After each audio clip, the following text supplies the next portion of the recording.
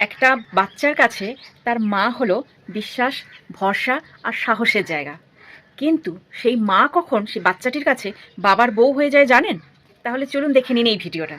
এই ভিডিওতে বাচ্চার কণ্ঠে আমি আর বাবার কণ্ঠে আমার ছেলে। তো চলুন দেখে নিই ভিডিওটা।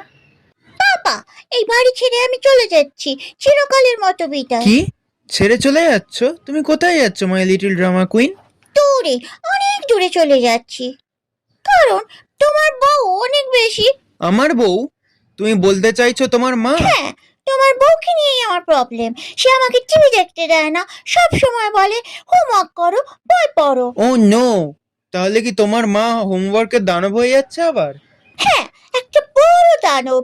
সে বলে no TV, no chocolate, no cartoon, শুধু পড়া পড়া আর পড়া। আচ্ছা, তো আমার এই ছোট্ট সাহসী ভ্রমণকারীটি কোথায় যাবে বলে ঠিক করেছে? ঠাম্মির বাড়ি, সেখানে হোমওয়ার্ক নেই, আছে শুধু কার্টুন, আছে কুকিজ আর আইসক্রিম। কিন্তু ঠাম্মি তো তোমায় অনেক সবজি খেতে দেবে, মনে আছে ব্রোকলির কথা?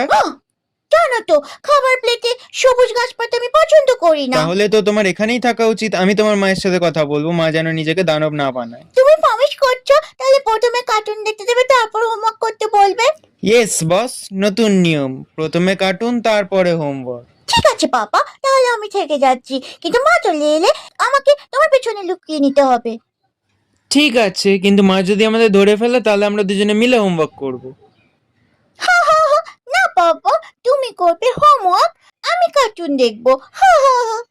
কি তাহলে বুঝলেন তো কখন মা একটা বাচ্চার কাছে বাবার বউ হয়ে যায়?